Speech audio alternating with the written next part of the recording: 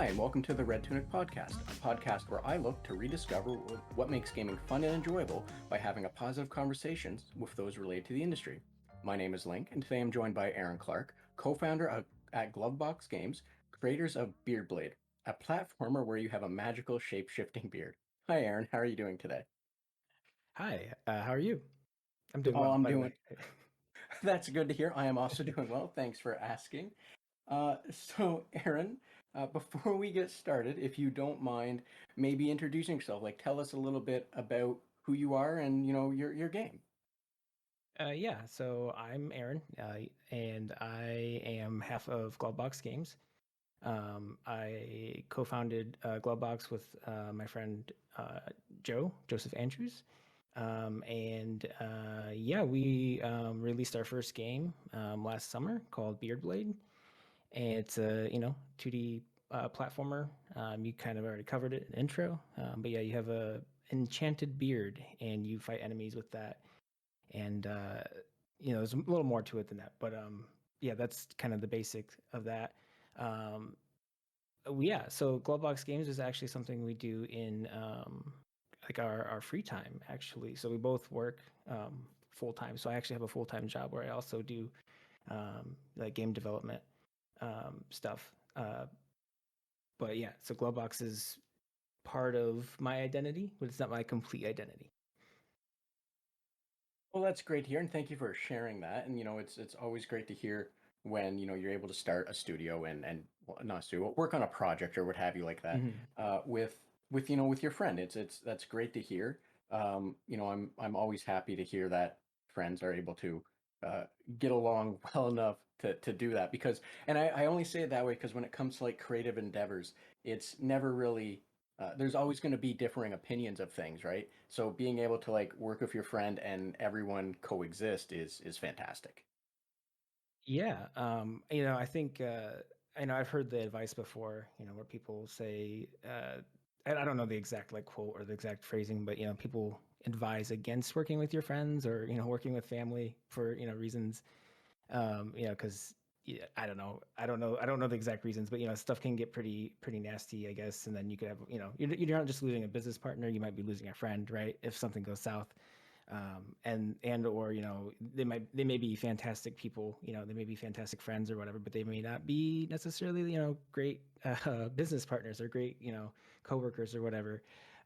But I think with Joe, I think I got really lucky that he's a great friend, but he's also a great business partner as well, and we were able to see this through this game through, and then potentially be working on other projects. So yeah, it's great that it worked out. Yeah. And I do have to ask, and I apologize if this is something you've covered elsewhere in greater detail and you're tired of it, but what Okay. inspired you guys to do a platformer where your main power is your beard? Just because I find that when I first saw it before you guys released, I thought it was absolutely hilarious, and I'm just curious why. Yeah, I wish I could give you like a really clean answer. The details are pretty fuzzy uh, at this point, because I think we started 2014 or 2015 is like I remember like making the like initial sketch or the initial like sprite for Branson is the name of the main character in Beardblade. Um, the sketch for Branson, and uh, so I guess there's like a couple of different facets to answer that question. The game itself kind of started because so Joe and I actually went to school together, like the art institute together, and then just by chance we ended up working together at a company where we worked on educational like mobile games, and we were like, well, we wanted to make something like in our own time.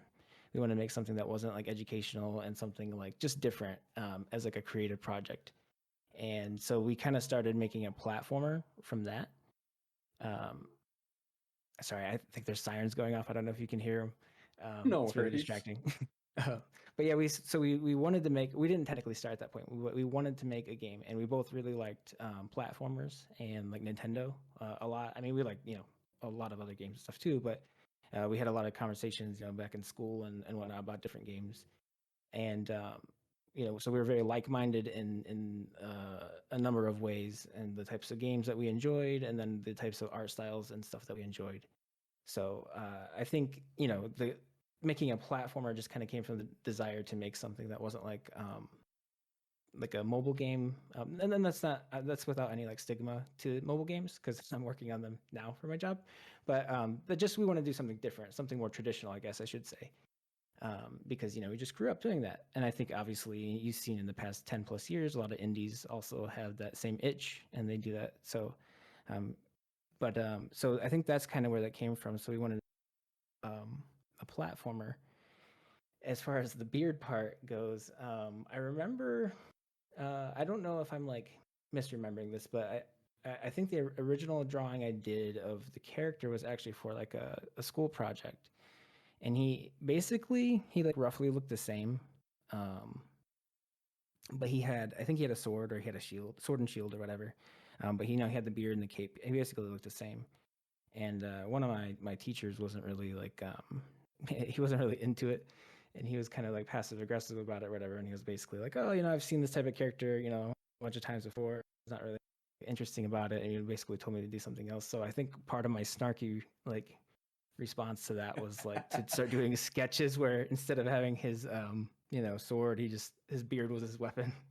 So I liked the idea of that, where I just kind of took this character that was assigned to be generic by this teacher, and then I kind of was like, well, actually this is kind of a fun idea, and I remember just kind of having some rough doodles of his beard turning into different things, and just stuff like that. So I have to give him credit, that that comment kind of sparked that idea a little bit there, and then I didn't go super far with that idea, and then until Joe and I then we wanted to do a game, and we were kind of talking about like platformer, like I guess like character gimmicks, and at the time we were it's funny, I feel like so many indies go through this like thought process, but at the time we wanted to do something with some kind of grappling hook, or we wanted to include that maybe to some capacity, and so I've seen like a lot of like frog characters will use their tongue, kind of like Yoshi or whatever, or they'll just be straight up like Link, grappling hooks. So I think the idea kind of, we're like, well, I have this, and like maybe we could do something with that. And then Joe had like a lot of really great ideas for how to use the beard and like just what it could like shape shift into and stuff. So we just kind of had a lot of fun with the idea. I think that's an important part, because I was saying like we work together, as our jobs on games, but we want to do something that was like purely for fun that we kind of had control over. And then I think it just kind of snowballed from there, and we just were like, this is a project that we could do, and have fun with, and not take it too seriously. So when when you have a game where your character uses his beard to attack enemies, like that's fun. Like you can't get too serious about that. So um, yeah, I guess that's the long-winded answer of how that idea came to be. Again, my memory's a bit fuzzy. Maybe the timeline doesn't quite add up right, but it's something roughly along those lines. And you know, I I am a huge fan of um the kind of the kind of like logic step there. And by that I mean, you had a teacher that was I whatever, this is, this is a dime a dozen, get out of here with this or whatever. And then your reaction was to spite him, and well, I'm presuming it was to spite him and then maybe screw with them a little and be like, well, if you don't like that, here he is again, but this time his beard can punch you, like if I It, apologize if I'm overstepping what you just said there. no, I think that's accurate. Yeah, I think I mean, spite has it has some connotations, I guess. I don't think it was malicious, but yeah, I think it definitely was. It was spite motivated, I suppose. The initial like sketches. So yeah, And like I said, I'm a huge fan of just that train of thought, because it's like you said, it's not spite always isn't like malicious. Sometimes it's just like, oh, you think you can tell me what to do? Let me show you what I can do. It's you're using it as like a positive push instead of a negative thing, right? yeah, for sure. Yeah, I mean, we it ended up becoming a game, so Yeah, I guess that's pretty positive. So Aaron, I wanna ask one other thing that you had mentioned, if you're okay talking about it, just Sure, because yeah. I feel like I um, bounced around a lot there at the beginning. So go ahead. Uh, you had mentioned that in your day to day, you're working on educational games, and as someone who actually grew up playing a fair amount of educational games, I'm 34, and I don't know what the market is like now, but I know when I was younger, the market was weirdly ripe for them with like Math Blaster, some other weird one where you're climbing a mountain and doing stuff.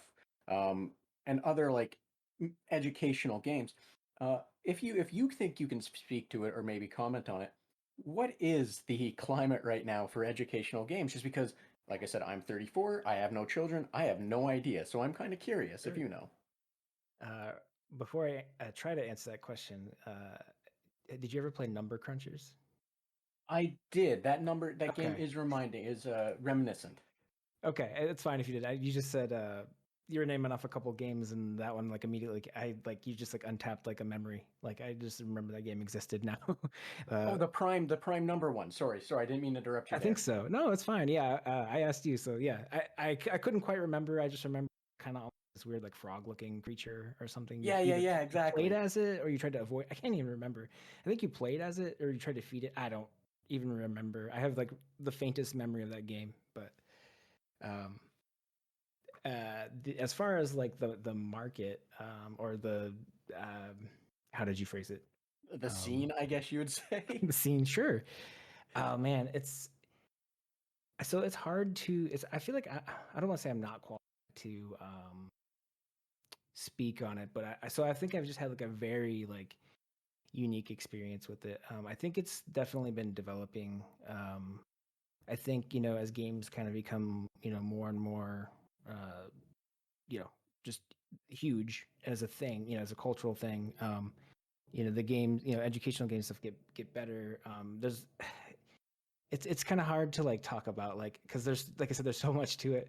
But like my particular experience, so like the one company that I worked for a few years, that I worked ended up working with Joe there. um, the company I worked there, they were doing at the time kind of like a toys to life kind of thing. So for like, I hate to like phrase it like educational and like consumer, but like for the consumer side of things, like toys to life was like Skylanders or Disney Infinity or I guess Amiibo. I don't really think of Amiibo like that anymore because they don't really do a whole lot. But the kind of idea where there's like a physical component and then it has you scan it or something and then something happens in the game. Um, so for a while there, like that was really hot, kind of like in the educational space. Um, so a lot of people were trying to integrate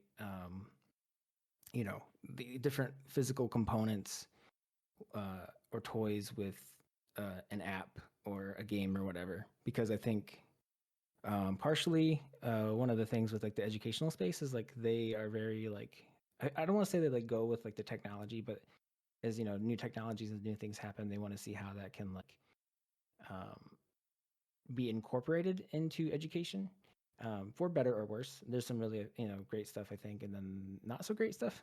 um, and then I also think at the time, like a lot of the toys to life stuff just kind of came from that weird like stigma that like, oh, like video games can't teach you anything, like you're just on a screen the whole time, you know what I mean, like that type of like weird thinking. um and so I think that produced mixed results. And so the company I worked for, they weren't the only ones doing it.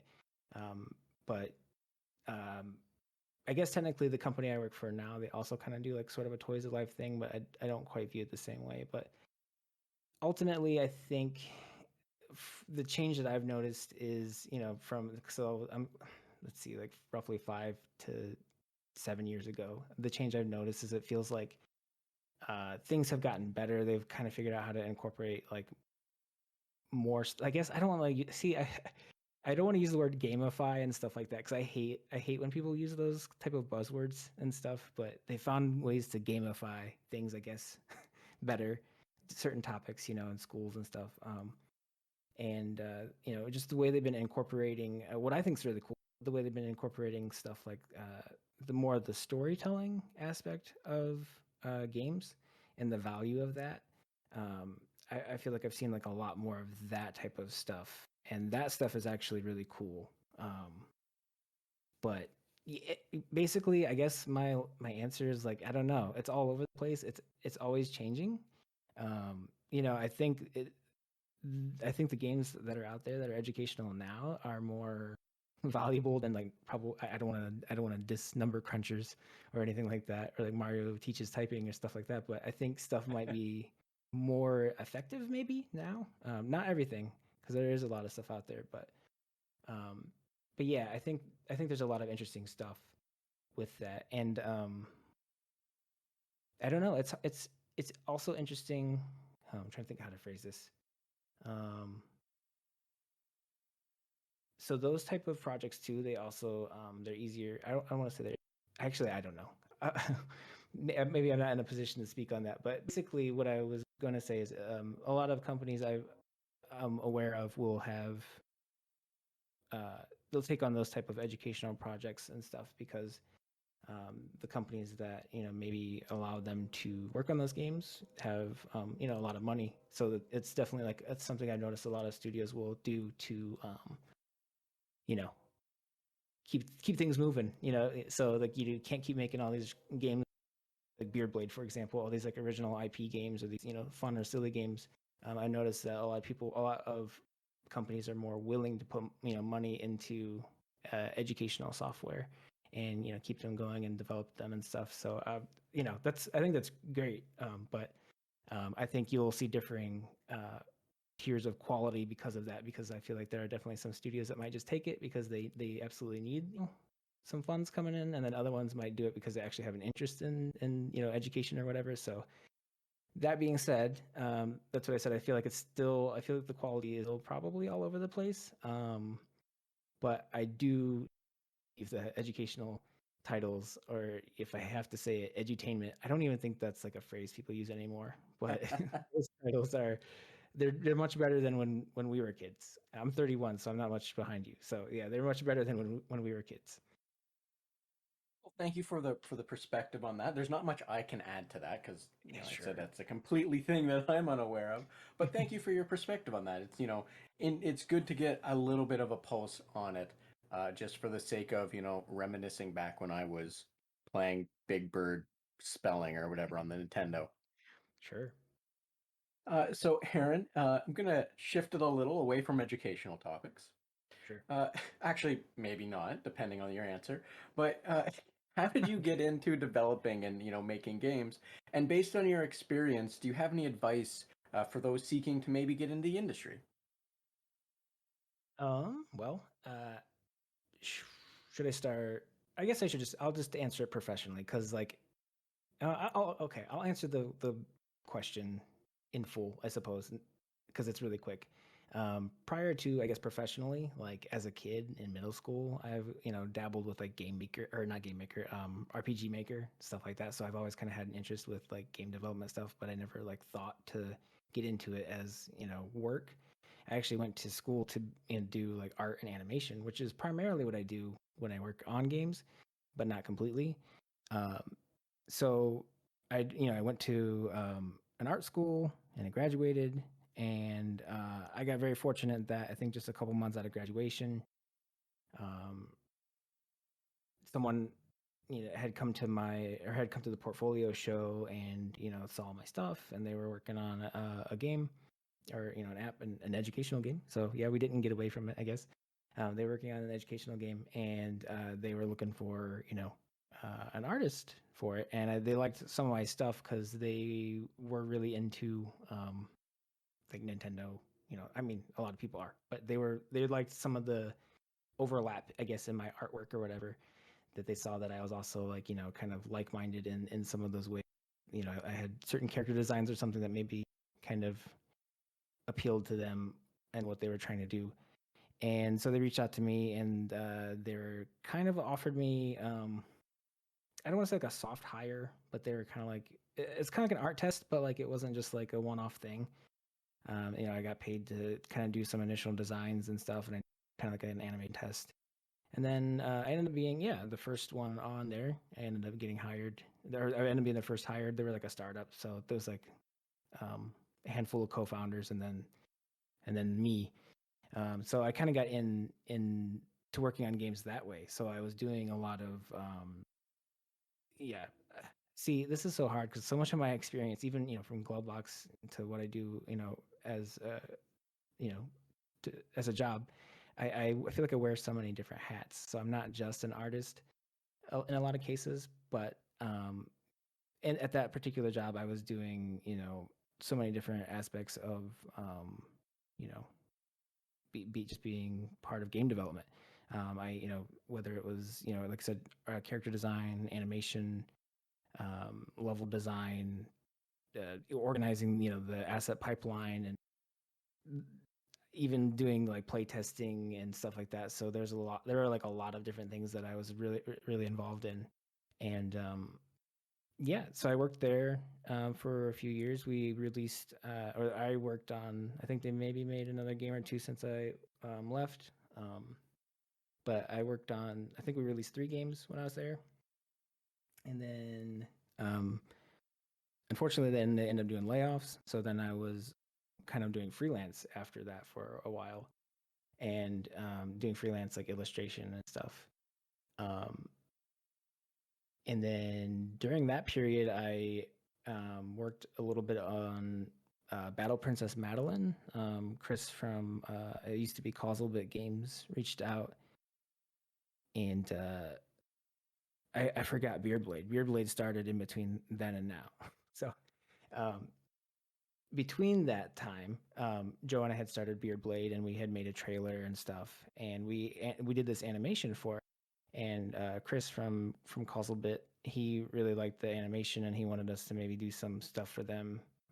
So we did like some kind of odds and ends for them, like some illustrative stuff and some stuff for some cutscenes, and I think like a title screen and some other stuff. So but that was again more like contract work or like freelance stuff. So and then I ended up working where I actually am still working now, and we're working on mobile games.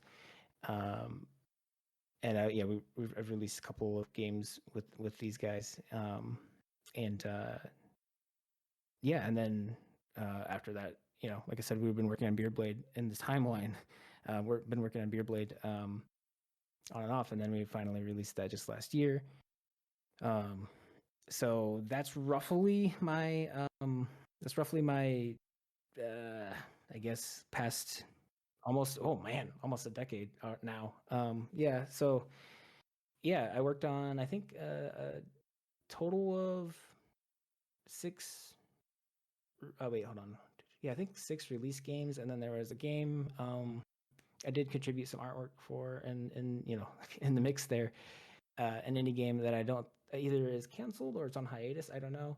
And then there were a couple of games that first job I had that I think one did release, but I don't think anything I did ended up being in it. And then they just had some other stuff. Though another one I believe that was canceled, or well, maybe they'll eventually release it. I don't know. But as far as I know, it's not a thing. So that was the first question. The second part, I think you asked what would be the advice. Yeah, the advice that you'd Okay. be able to share based on based on your experience, from how you got into it, if there's things that you learned, pitfalls to avoid, or whatever you'd like to share, Yeah, if there is anything to share. man. Yeah, I don't know if it's like imposter syndrome or what, but like I always have such a hard time giving advice. But I think just from my experience, because I do want to say that I'm very fortunate and to have had such consistent work. Um, because I know a lot of people who go into the art field and even the games field. It's not easy. So I'm very fortunate. So I want to be very mindful of maybe some of the privilege I've had to be able to do that. Um, but I think my advice though would be to uh, it's gonna sound so like non-advice, but just to just create stuff and to share it. Um, so what I mean by that is, so for Beardblade, for example, I've already mentioned multiple times that Joe and I were working on that in our free time, right? Outside of our jobs. That was completely on us. That game wouldn't have existed if we didn't work on it.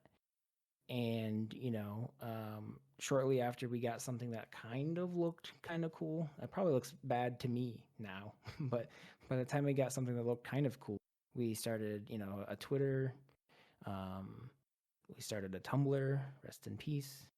We started way later. We started in Instagram, but so we started, doing these things, and we started posting, and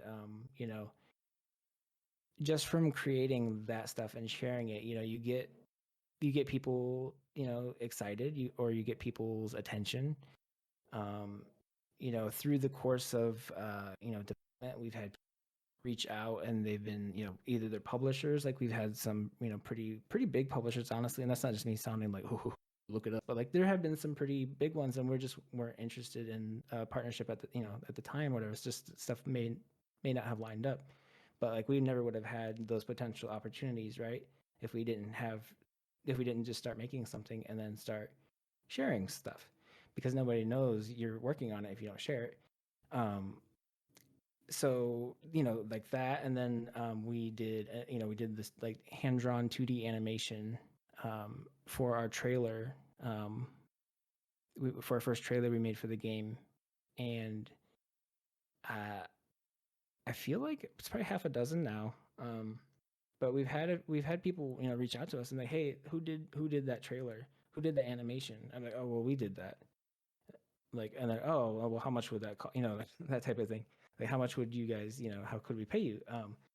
So like, again, more opportunities popped up just from having that stuff out there, and sharing it. And it's funny because actually, so the job that I had, working on educational titles, and then the job that I'm working at now, where we primarily do educational work, I thought that they would have been more interested in the work I did at that previous job, right? But they were actually more interested in the work I did for Beardblade. so, so that actually was the thing that like got me that work. And then similarly, the work that we did on Battle Princess Madeline, that was also because of the animated trailer we put together for Beardblade. So that's what I'm getting at is, I think my advice is create stuff that you're excited about, create stuff that you want to make, and just share it. And I don't want to, because we don't even have, like, relatively speaking, we don't have like a ton of followers. After all these years, we don't have like a ton. We don't get like, hundreds and hundreds of likes on stuff. Typically, it's like, I'm not saying it's about that. Like, don't count that stuff. I guess that's another piece of advice. Don't worry about the likes. But just make stuff and share stuff.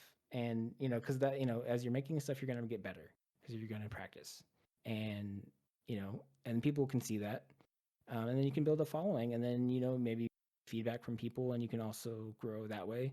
Um, so yeah, make stuff, share stuff, and people may find you. And also, it's just great for the future if you want to apply to jobs, game jobs or art jobs or whatever. That you at least have some spot where you can point to with your work online. I've met people who want to do things like level design and stuff, and they don't have like a website, and it's just like, how would anyone trust you if you have no examples to show, like, anywhere? So you're just making more work for them, because then they have to ask for stuff. And it's just, yeah, if you have an online presence, that would definitely help when it comes to hunting for jobs. And I do say this a little bit as I've been in a position more higher, actually. So yeah, take that for what you will. Well, Aaron, thank you very much for that advice. I understand what you're saying. I think most people would as well. That you got to kind of put yourself out there to for people to know you exist. And the more you work on stuff and the more you put stuff out there, the more you're going to improve. So thank you for that advice. I feel it's great advice, and I hope anyone who hears that also, is able to take listen to and take it into heart as well. Sure, I hope so. Yeah. So, Aaron, I do want to go back a little. Um, Okay. and now I don't mean back in the terms of what we've discussed, more back in, into your childhood. You said you're about 31, so you're kind of around my age. I want to go back, like, let's say 25 or so years. What was your favorite game as a Oh child man. and why? Oh man, that's gonna be hard to choose, but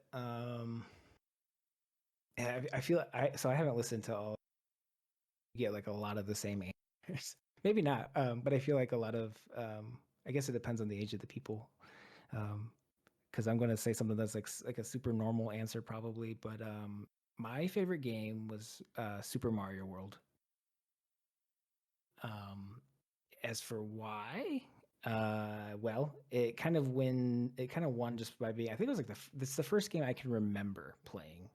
My older brother for Christmas got a Super Nintendo, and yeah, I'm pretty sure it was one of the ones where I think Mario World came bundled with all of them. Probably, I don't know. I'm not certain on that, but I'm pretty sure it became bundled with most of them. We also got like Mario Paint or something else, um, but yeah, I think it was just like why was it my favorite as a child? Because we did eventually get more games, and that was back when people also rented games. We rented a lot of games as well. A lot of and so I think that actually probably put into perspective why it could be my favorite game because we rented some really terrible games for like Super Nintendo. Like I remember there's like a game about those crash test dummies. That was really Mhm. bad. Yeah. And like a lot of games about like cavemen. I don't know. It was a weird time, but um, there was a yeah Super Mario World. Obviously, everyone it's considered one of the greatest 2D platformers of all time, if not the best. I'm not saying I think it's the best necessarily, but you asked what my favorite was, and yeah, I think that was my first introduction to Mario, and so all of those characters, it was just like it was just really cool. Like playing the game and all the different like enemies, and you just keep discovering. That's a big thing for me is games that have like a lot of monsters, a lot of enemies. Like as you just keep going, like you just discover more and more things. I don't know. That's like a big thing for me. I really like just like the creatures and stuff that fill the world and it make it feel like really unique. And Mario World has like a ton of that, and a lot of them are cool or cute or kind of silly. Um, they have all kinds of different creatures in there. But yeah, that game was just good. And then I was a little kid, so dinosaurs. You like dinosaurs, right? Probably. Um, Yoshi was fantastic. You could do so much with him. And yeah, I don't know. There's like a lot of like I think there's a lot of little things. Like I'm not gonna be like, oh, well, the level design was exceptional. Like no, I wasn't thinking about that then. I wasn't thinking about like the game design terms of it. But as a kid, I just I liked the colorful world. I think I liked I think that was something too as a kid. Uh, you kind of got from games, at least at the time, that maybe you didn't get from like other media, even like cartoons. Is just how surreal some of it felt. It really just felt like its own thing. Like we take it for granted now because you see it everywhere. But like Mario has so much weird stuff to it, right? Like there's floating like question mark blocks, and everything has eyes on it. And you go down like these green pipes. I don't think I've ever seen a green pipe in my whole life. Like, and there's just like very strange things like about it. And then there's dinosaurs, but then there's like football players, but they're also turtles, and it's just really weird, right? So as a kid, that just felt like creativity unleashed. Like obviously there's rules to the universe, but if at the time it kind of felt like anything goes because you just have like stuff that that's flying around that has like wings on it. Um, it's something that maybe normally wouldn't be flying like Goomba, but it just has like angel wings flying now. Great. And there's just like all kinds of like weird things in the game, and I don't know. I think I just really loved that the more I played it because I was bad at it. I was pretty young, so it took me a long time to get to Bowser or the Special World.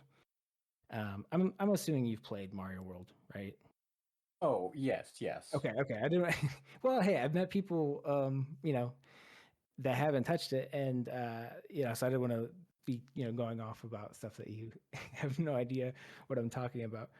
But yeah, I don't know. I think that there was just I think it just hit me at the right time because I think like if I don't know, we got A Link to the Past or something instead, I probably would have had the same reaction because I didn't play that actually, unfortunately, until years later. Um, so, but yeah, like if I would have played A Link to the Past or something like that, instead of Mario World, as early as I did, same thing. There's all kinds of creatures, all kinds of monsters, and the game itself is actually good. But as a kid, you can't articulate why a game is good or bad. Like I just know that I don't ever want to play the Crash Test Dummies game again, but I want to play I want to play Mario again. So yeah, I don't know. I all kinds of reasons, I'm sure. And the music was catchy too. I think that was part of it. Um, so basically everything. It was just it was a very fun time.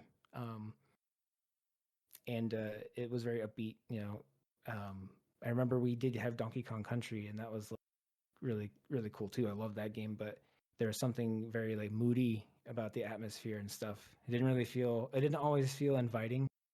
Um, but Mario World, whenever I played that, I felt like I was supposed to be there. So I don't know. Maybe that's part of it. Yeah, and like I want to be kind of I don't actually how do I phrase this? You opened with you don't know if people have gave said that same game as well as their favorite or what have you. But the thing is, if I could talk to everyone. If everyone said it's their favorite game, rarely is it going to be the same answer. Rarely is it going to lead to the same kind of thing. So you know thank you for sharing that with me. And there, I maybe kind of ease your mind, I guess. There was no worry in my mind that you were going to be treading the same ground because I don't think anyone has ever before, and I don't think anyone ever will again mention the Crash Test Dummies game, for a myriad of reasons. And Yeah, you know why we don't want to talk about that game. I think. exactly. We could probably talk about that game for an hour. Oh, definitely. It was a real groundbreaker. It paved a lot of way. It was a horrible game. Let's just walk away from it. But I'm happy that you got to enjoy Super Mario World as your first Mario World. And I say that as someone that my favorite Mario, and arguably my favorite video game is Mario 3.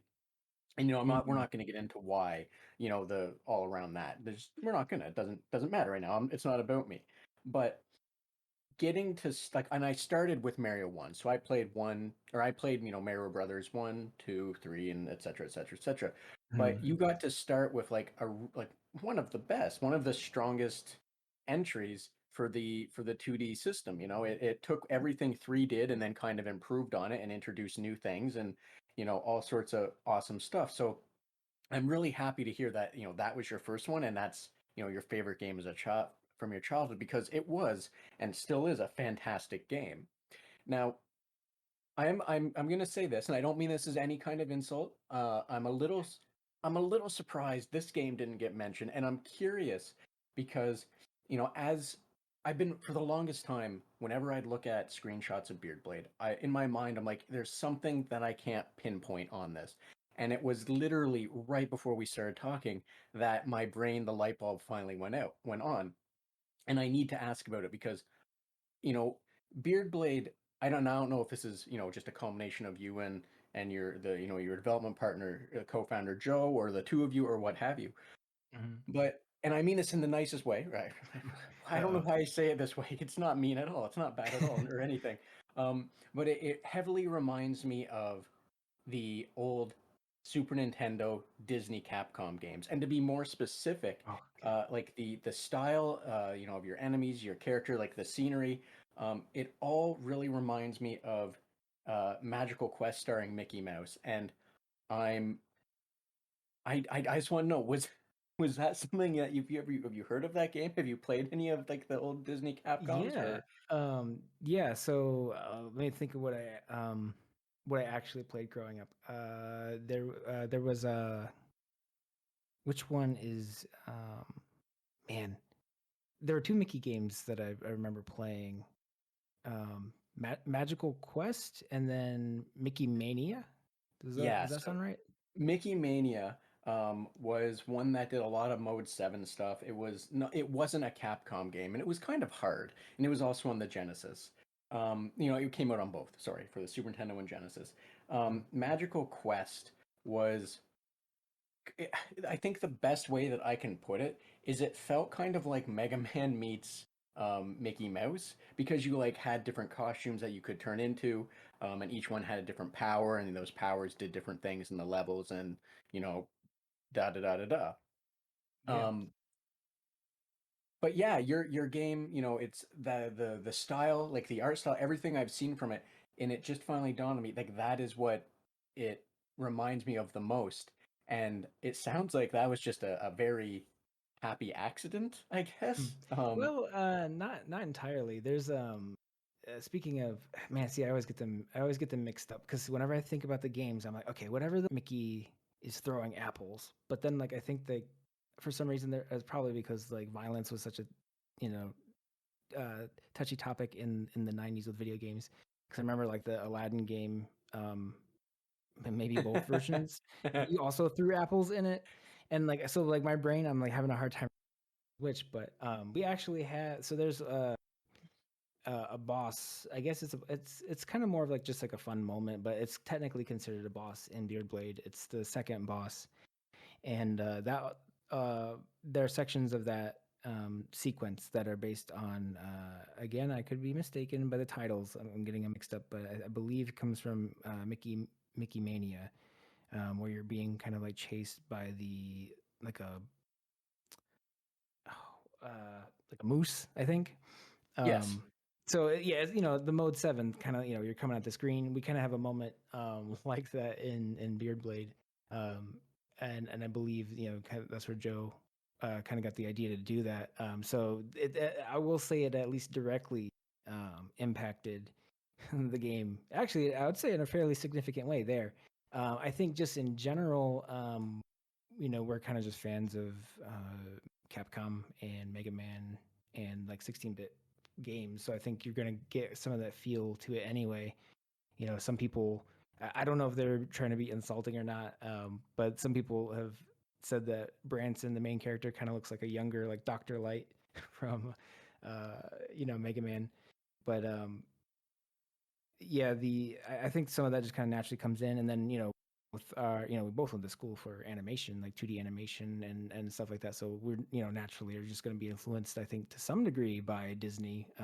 So I think some of it is very unintentional, I guess, to answer your question. But then there's a very very intentional spot. Um, it wasn't made by Capcom, but the Lion King game. It has a similar section in it that I'm thinking from Mickey Mania.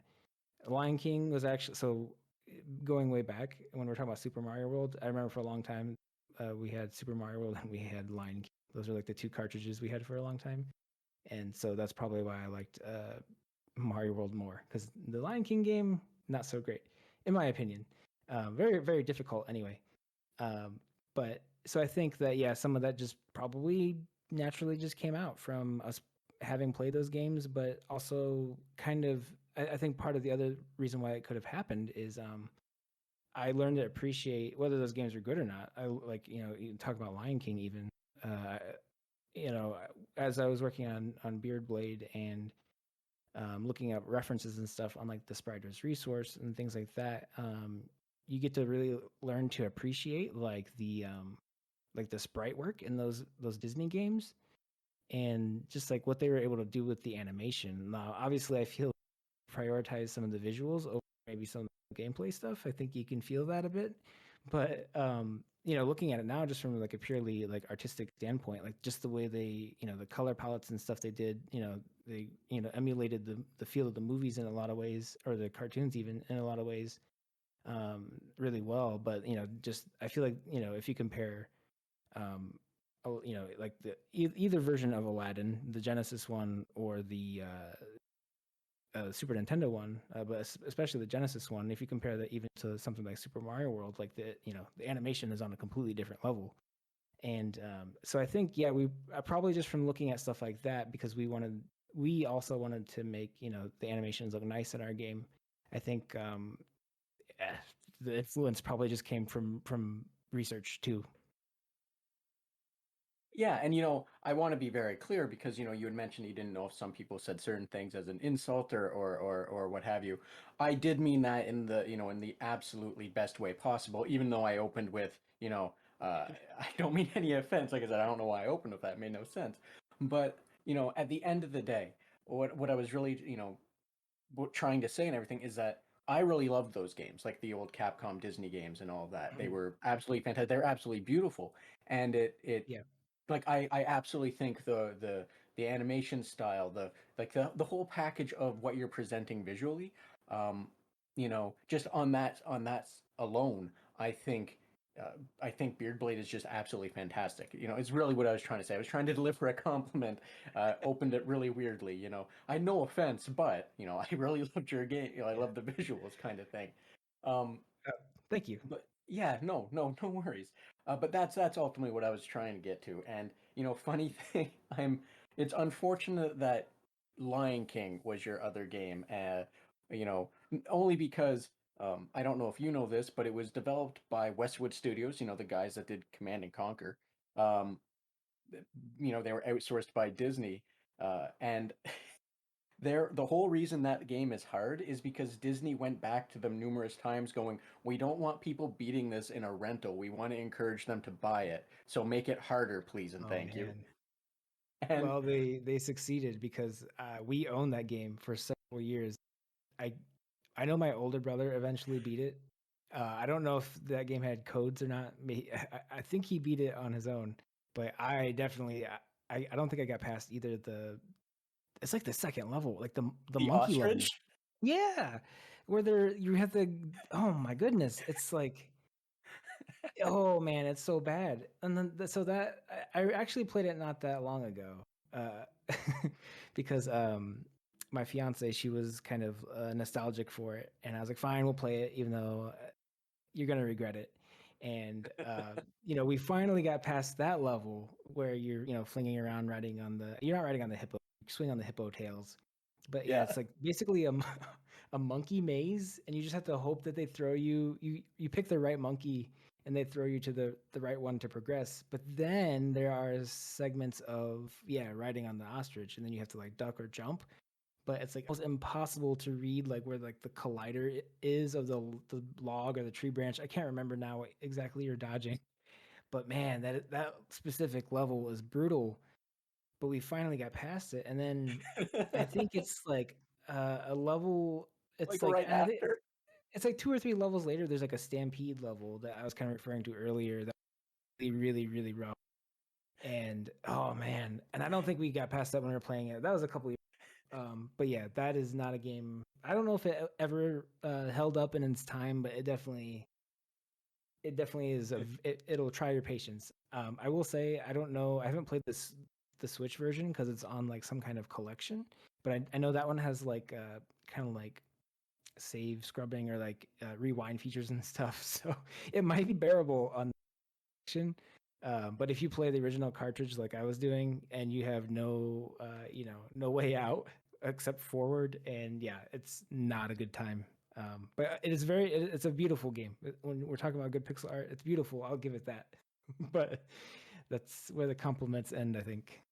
Yes, and I'm only laughing because I knew exactly what you were going to be saying because I myself never made it past the Stampede level.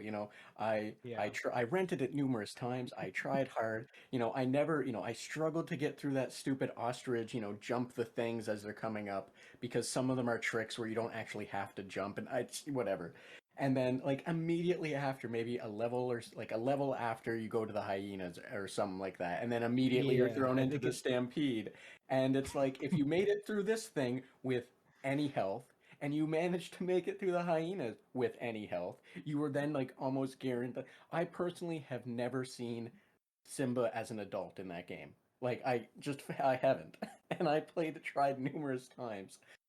Sorry, just you talking No, about that's it just fine. reminded Yeah. me immediately. Yeah, the only thing, yeah, like I said, the only time I remember seeing Simba as an adult was watching my older brother play, and it's probably because the game was brutal that I like actually have like a faint memory of defeated Scar. You like throw him off of Pride Rock or whatever. I mean, I don't know if it's technically Pride Rock, but you throw him off the arena or whatever to hurt him. And I like can remember that because I remember there's like this actually like cool transition, kind of like what it's all like really dark and blue and there's like fire or whatever, and then it becomes like sunsetty or whatever. It's a nice moment. Maybe I'm imagining that, but I remember him like beating that level, and then I remember like shortly before there's like a lava level or like in like yeah, because there's like these weird platforms that you have to like wait for, and there's like a geyser that'll like fire them up, and it was awful. It was absolutely awful. I had when I think about it now, we probably had to keep like our Super Nintendo on for like days at a time for my brother to beat that game, because there's no way he beat that in like one sitting. There's no way. Yeah. But yeah, that I personally I have never been adult Simba. So yeah, that game is better left remembered, I feel. Yes, I'm not gonna argue with you at all. um, I'm right there with you. Um, so Aaron, I don't want to take up too much more of your time, but if you have a few more minutes, I just want to ask, what is it that makes gaming enjoyable to you? Oh man. I mean, I think it hasn't changed much over the years, even when we're talking about when I was a little kid, playing like Super Mario World. I think it's enjoyable because you and it's gonna sound cheesy, but you get a chance to get lost in like a world or get lost in someone else's idea, right? Like I know people will rag on like Mark Story or whatever, but like I don't look at it that way. Like I'm at least for the original ones, for example, like you're dipping your toes into someone else's vision of what the Mushroom Kingdom is. Like what are the rules of this world? What's who are the bad guys? Who's all that type of stuff. It's really interesting to kind of just like be to see that it's not just like a show or a movie or whatever, but you get to experience it and you get to explore it.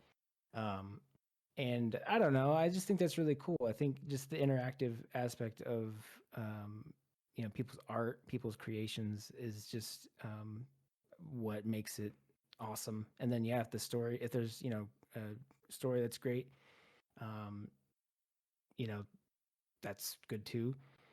One of the games I'm playing right now, uh, Elden Ring. I don't know if you've played Elden Ring at all. It's, it's really good. Uh, Obviously, a lot of people talked about it a lot at this point, but so that's the thing that comes to my mind when when you ask me what I'm thinking of, and my brain's going to that one because that's the first game I played in a while. As much as I am playing it, part of that is just because the game is massive, but also part of it is just I just really enjoy. Like I honestly I couldn't tell you what the story is about.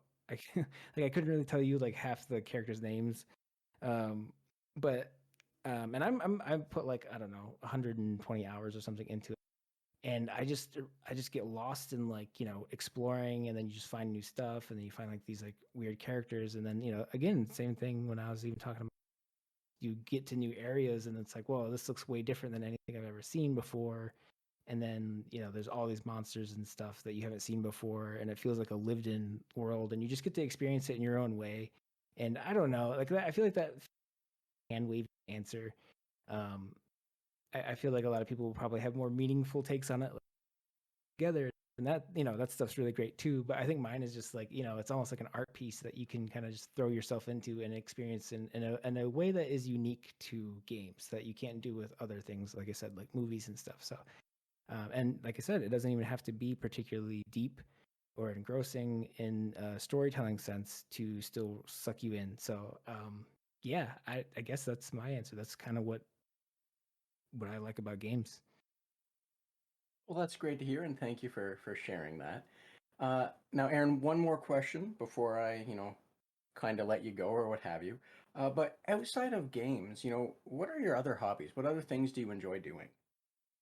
Oh man. Well, I've actually been trying to uh, redefine this, I think, for myself lately because I do work full time, and work on on games, and then for the longest time there, for a while, I was working on Beard Blade, and so a lot of my free time I would do game development or and art stuff for work, and then I would do game development and art stuff for hobby. And I know Beard Blade's been out now for roughly 9 months, I think.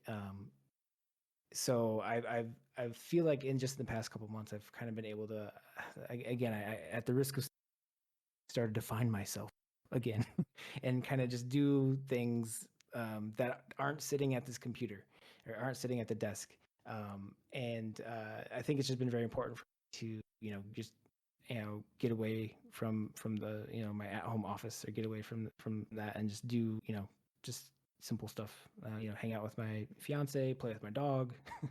Again, it's very very basic, but it's just like for a long time there, game development, having essentially two jobs was very draining. So one was self-imposed, but and not to say I didn't enjoy doing it, but it's a lot of work.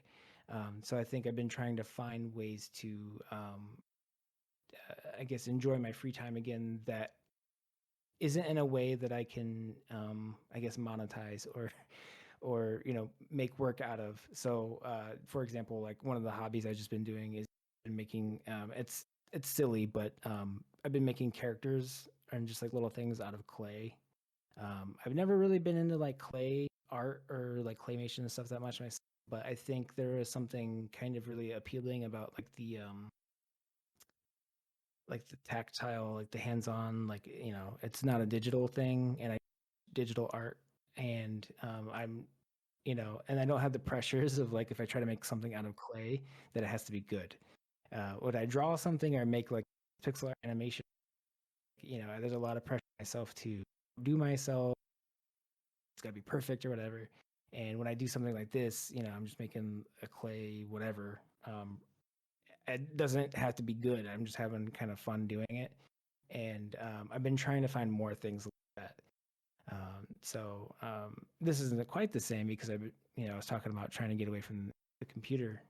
But I even downloaded some software, and I'm trying to understand music composition. I'm not musically, but I've been kind of having fun with that a little bit because I don't know. Again, I think because it's not something I've touched. It's part of learning is fun, but also, again, I don't think you have the same pressures of uh, that you would have if it's something that you're allegedly good at, or something that that you should be skilled in, and you try to do that as a hobby. That you're harder on yourself.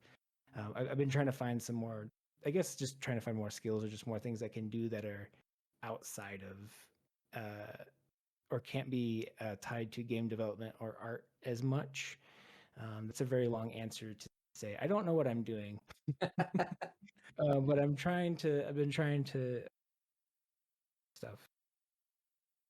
Yeah. And Aaron, that's I know that you said you don't want to sound too cliche or what have you, just getting away from the computer or whatnot, but you know, it, all of that's completely valid. I know you're not looking for me to give you that validation, but I mean to say, what I mean is that it's all about you. Whatever you need to, or whatever you feel like doing, and if it works for you, no matter what the reasoning, like that's important, right? It's Mhm. other people might not have the same kind of experience with clay that you have had.